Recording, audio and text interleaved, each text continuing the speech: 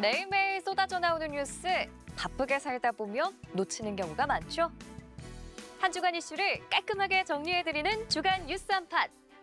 지금 바로 시작합니다.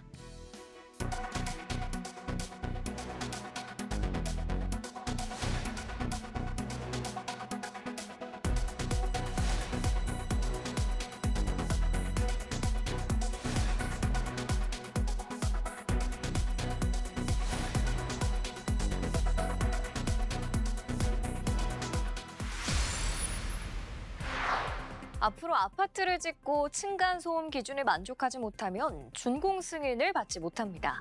층간소음이 사회적 문제로 떠오른 가운데 건설사의 책임을 한층 키운 조치입니다. 새로 지은 아파트가 층간소음 기준 49데시벨을 만족하지 못하면 앞으로 지방자치단체의 준공 승인을 받을 수 없게 됩니다. 이런 경우 소음 기준을 만족할 때까지 보완 시공을 해야 하는데 입주 지연에 따른 부담은 건설사가 져야 합니다. 현재까지는 아파트 소음 기준을 채우지 못해도 보완을 권고하는 수준에 불과했는데 준공 불허라는 매우 강력한 제재를 내리는 겁니다. 시공 이후 층간소음을 점검하는 데서 벗어나 시공 중간 단계에 미리 확인받는 조치도 더해집니다. 시공 중간 층간소음 샘플 조사 세대수를 현재 2%에서 5%로 늘리고 검사 결과는 전 국민에게 공개합니다. 나중에라도 해당 주택을 매입하거나 임차하는 이들을 위한 조치입니다. 가격에 다 반영되도록 함으로써 우리 건설사나 아니면 최초 입주자들의 서로 간의 담합에 의한 손해배상의 악용이 없도록. 층간소음에 취약하다는 일각의 평가를 받아온 LH공공주택은 바닥 구조를 1등급 수준으로 설계하도록 했습니다. 바닥 두께 기준을 21cm에서 25cm로 올리고 고성능 완충제를 사용해야 합니다. 이미 지어진 아파트라면 방음 매트와 바닥 보강 공사 지원을 강화합니다. 현재는 매트 시공 비용을 최대 300만 원까지 저리에 빌려주는 데 그쳐 신청이 저조했는데 내후년부터는 자녀가 있는 저소득층 가구에 매트 설치 비용을 전액 지원합니다. 다만 소음 기준 미달 아파트의 준공 불허를 위해선 주택법이 개정돼야 하기 때문에 법안 제출과 논의는 내년 총선 이후 새로 시작하는 국회에서 이루어질 전망입니다. 연합뉴스TV 박효정입니다. 정부가 이처럼 강력한 층간소음 대책을 내놨지만 우려 섞인 목소리도 나왔습니다. 전문가들이 가장 우려하는 부분은 풍선 효과인데요. 기준 자체는 그대로지만 준공 불승인이라는 처벌을 피하기 위해 바닥을 두껍게 해야 해 시공비 자체가 높아지고 또 여기에 준공 허가를 받지 못해 입주가 지연될 경우 예비 입주민의 이사 계획에도 차질이 생기게 됩니다. 국토부는 건설사가 모든 비용을 책임져야 한다고 밝혔지만 안 그래도 상승 중인 공사비가 더 올라 소비자에게 전가될 수 있다는 지적도 나옵니다.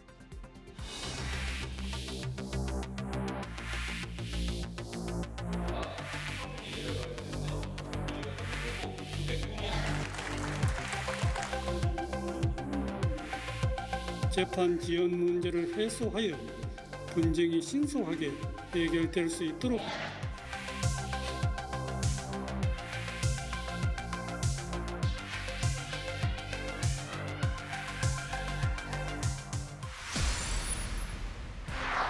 지난 10일부터 내년 총선 예비 후보자 등록이 시작됐습니다.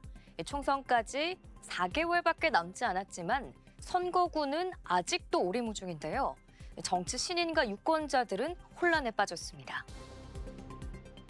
공직선거법상 선거구는 선거날로부터 1년 전 획정해야 하지만 여야의 방치 속 법정 시한을 8개월이나 넘겼습니다.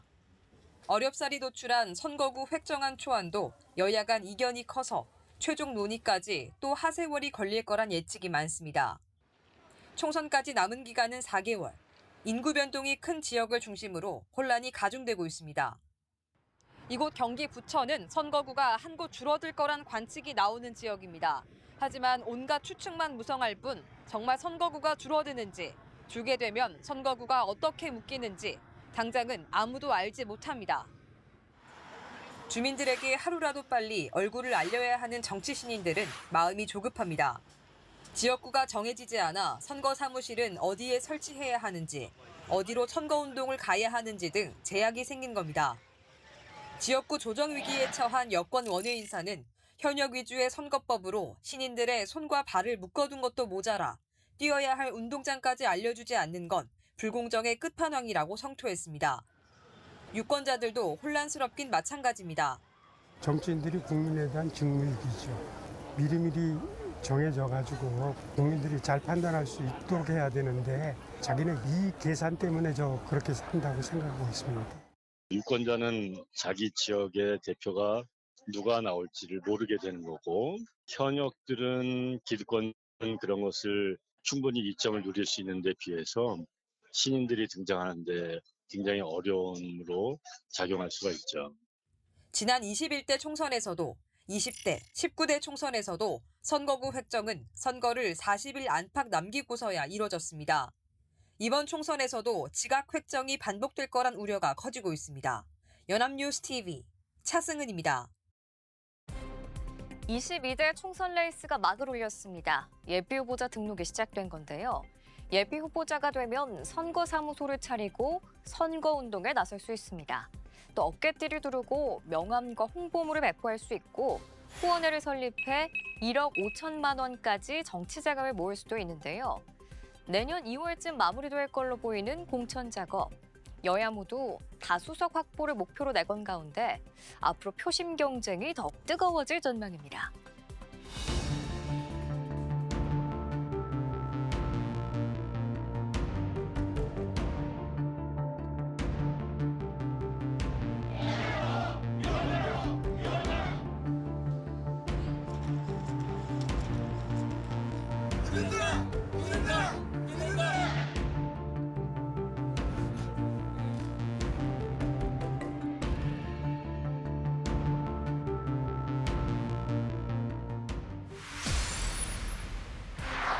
바람의 손자 이정우 선수가 내년 시즌 메이저리그 명문 샌프란시스코 자이언츠 유니폼을 입습니다.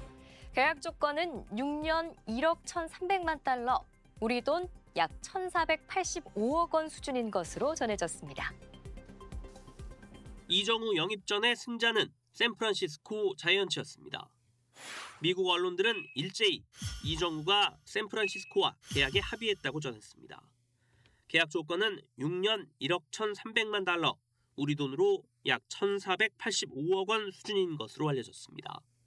포스팅 시스템으로 메이저리그에 진출한 우리나라 선수들 중 최대 규모 계약으로 류현진과 김하성 등 기라성 같은 선배들을 모두 넘어섰습니다. 지난달 미국으로 건너가 개인 훈련 중인 이정우는 조만간 신체 검사 등의 절차를 마친 뒤에 정식 입단식을 할 것으로 보입니다. 샌디에이고 파드리스와 뉴욕 매치 등 빅리그 다른 구단들도 이정우 영입 경쟁에 뛰어들었지만 결국 샌프란시스코가 이정우를 품에 안는 데 성공했습니다.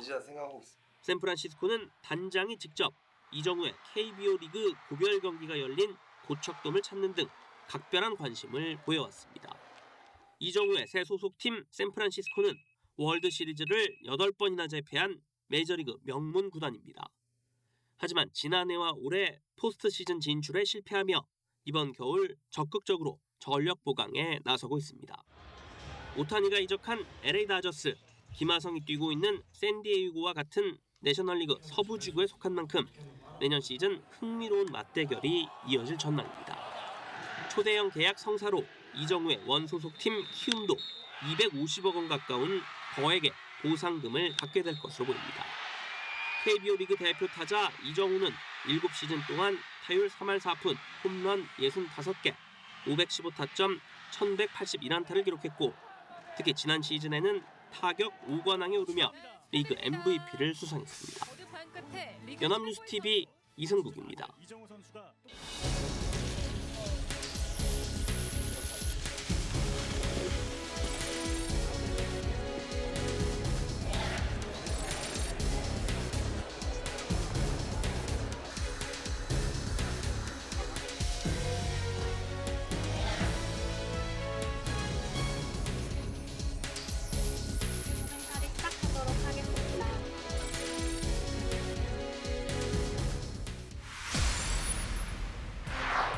미국이 기준금리 동결을 결정했죠. 내년 3차례에 걸쳐 총 0.75%포인트 수준의 금리 인하 가능성도 내비쳤는데요. 이러한 기대감은 곧장 우리 금융시장에도 번지고 있습니다. 미국 연방준비제도의 올해 마지막 금리 결정 회의에서 기준금리 동결이 결정됐습니다.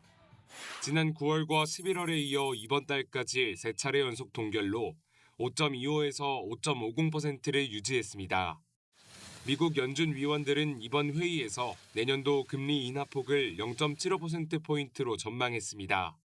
기준금리를 5.5%까지 올리면서 미국의 물가가 9%에서 이번 달에 3.1%로 크게 낮아졌습니다. 내년 연말까지는 2%의 목표치에 근접했기 때문에 미국이 금리를 내리면 안전자산인 달러보다는 주식 등 위험자산 선호도가 높아집니다. 이는 결국 달러화에 대한 매력이 줄어 달러 수요 감소, 즉 달러화의 약세로 이어집니다.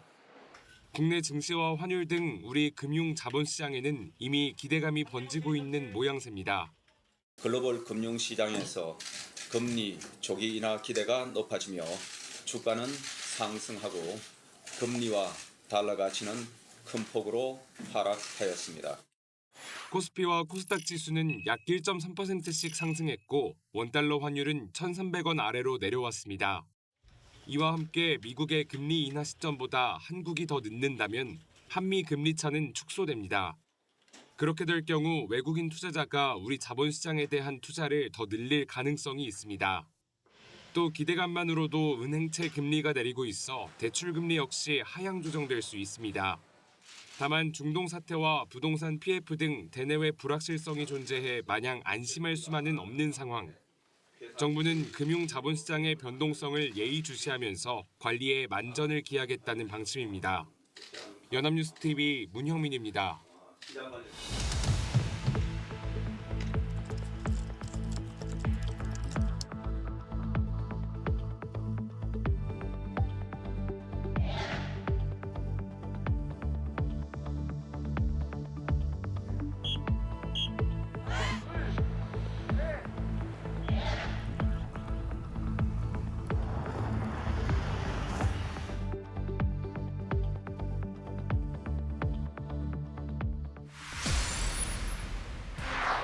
북한이 이달 안에 대륙간 탄도미사일을 발사할 가능성이 있다고 미국을 방문한 우리 정부 핵심 인사가 밝혔습니다. 지난달 군사정찰위성 발사에 이어 북한의 추가 도발이 이어질 경우 한반도를 둘러싼 긴장은 더욱 높아질 것으로 우려됩니다. 한미 핵협의그룹 회의 참석을 위해 미국 워싱턴 DC를 찾은 김태효 국가안보실 1차장은 북한이 이달 중 대륙간 탄도미사일을 발사할 가능성이 있다고 전망했습니다. 북한의 이제 ICBM 기술을 활용한 탄도미사일은 한미 간의 확장 억제 검토 대상이고 지금 12월에도 북한의 ICBM 발사 가능성이 있다고 생각합니다. 다만 이 같은 관측을 하는 과정에서 한미 양국의 협의나 정보 공유가 있었는지에 대해선 말을 아꼈습니다. 이와 함께 탄도미사일의 사정거리와는 무관하게 핵을 탑재하면 그게 바로 핵 위협이자 공격이 된다며 우려했습니다. 또 북한이 그릇된 판단으로 핵 공격을 준비한다면 초기에 확실히 제압하는 것이 관건이라며 확장 억제의 중요성을 강조했습니다. 그러면서도 우리는 외교를 단념한 적이 없다며 북한의 전향적인 변화를 촉구했습니다. 북한이 판단을 바꿔서 지금과 같은 일방통행식의 핵 개발로는 경제도 그리고 안보도 밝지가 않다라는 결론이 나게 된다면 생각을 바꾸겠죠. 북한은 유엔 안보리 결의안을 비웃듯 지난 7월 대륙간 탄도미사일 화성 18형을 발사하고 최근엔 군사 정찰 위성까지 쏘아 올렸습니다. 이런 가운데 연내 ICBM까지 발사할 경우 한반도를 둘러싼 긴장은 더욱 높아질 것으로 보입니다. 한미 양국은 현지 시간 15일 워싱턴 선언의 이행을 위해 만든 핵협의그룹의 두 번째 회의를 열고 강력한 확장 억제 실행력을 구축한다는 방침입니다. 워싱턴에서 연합뉴스TV 정호윤입니다.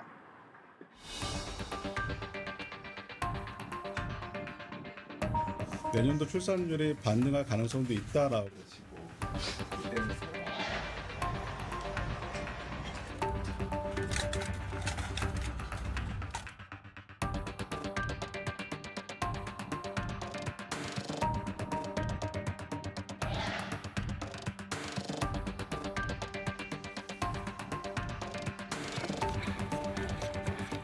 좀 비켜주세요.